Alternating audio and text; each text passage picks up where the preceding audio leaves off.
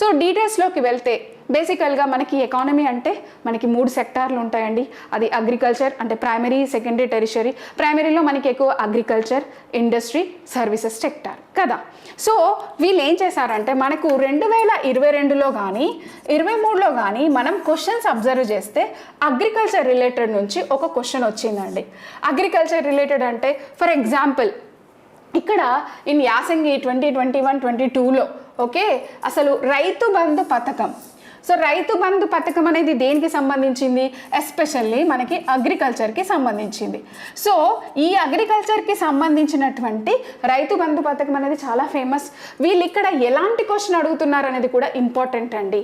బేసికల్గా మనకి అసలు ఈ పథకంలో ఉన్న ఫ్యూచర్స్ని బేస్ చేసుకొని ఇది రైట్ అది రాంగా అని చెప్పేసి అడుగుతారు అందులో. కానీ వీళ్ళు ఇక్కడ ఎలా అడిగారంటే హైయెస్ట్ అంటే బెనిఫిషియర్స్ యొక్క అంటే ఎవరికి ఎక్కువ తక్కువ నుంచి ఎక్కువ పొందారు లబ్ధి అని నంబర్ని అడుగుతున్నారండి. ఈ నంబర్ని ఎవరైనా గుర్తుపెట్టుకుంటారా? కొంచెం కష్టమే. కానీ మనం దీన్ని కనుక మనకి తెలంగాణ సోషో ఎకనామిక్ అవుట్లుక్ ఉంటుందండి. మీరు కొత్త గవర్నమెంట్ వచ్చిన తర్వాత మరి ఈ అవుట్లుక్ నుంచే క్వశ్చన్స్ వస్తాయా అంటే క్వశ్చన్స్ ఫ్రేమ్ చేసేటప్పుడు as per Telangana socio economic outlook అని కూడా ఇవ్వచ్చు.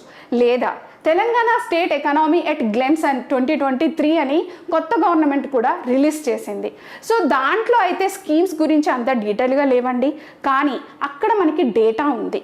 ఓకే వాళ్ళు క్వశ్చన్ ఫ్రేమ్ చేస్తే ఒకవేళ డేటా బేస్ చేసుకుని క్వశ్చన్స్ చేయొచ్చు. బట్ ఈ 2022-2023లో వచ్చిన క్వశ్చన్ పేపర్ని చూస్తే మాత్రం ఇవి as per the Telangana socio economic outlook నుంచే డైరెక్ట్గా వచ్చిన క్వశ్చన్స్.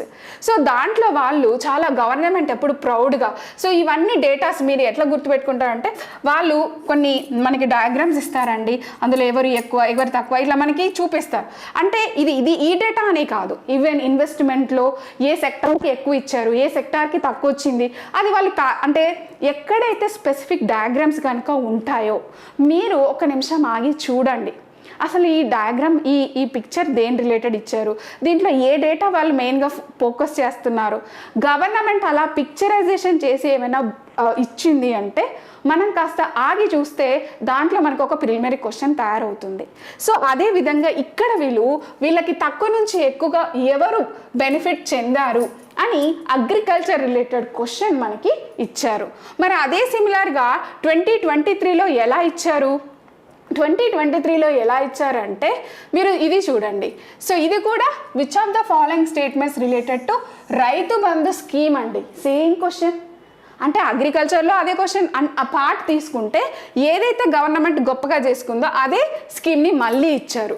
సో ఇందులో ఏమంటున్నారంటే బడ్జెట్ అగ్రికల్చర్ బడ్జెట్కి ఎంత అలోకేట్ చేశారు ఏది 2020-21లో. అలాగే దీంట్లో మనకి రైతు బంధు స్కీమ్కి అగ్రికల్చర్కి ఎంత అలోకేట్ చేశారు ఓవరాల్గా, రైతు బంధుకి ఎంత అలోకేట్ చేశారు ఓవరాల్గా, అలాగే ఈ స్కీమ్ని ఎప్పుడు లాంచ్ చేశారు, అండ్ మనకి తెలుసు కదా మనకి ఈ మార్జినల్ అండ్ స్మాల్ ఫార్మర్స్ ఈ రైతు బంధు స్కీమ్ ద్వారా ఎంత బెనిఫిట్ అవుతున్నారు. సో అదే క్వశ్చన్ అదే టాపిక్ రైతు బంధు స్కీమ్ మీద, కాకపోతే అడిగిన తరీకా వేరు.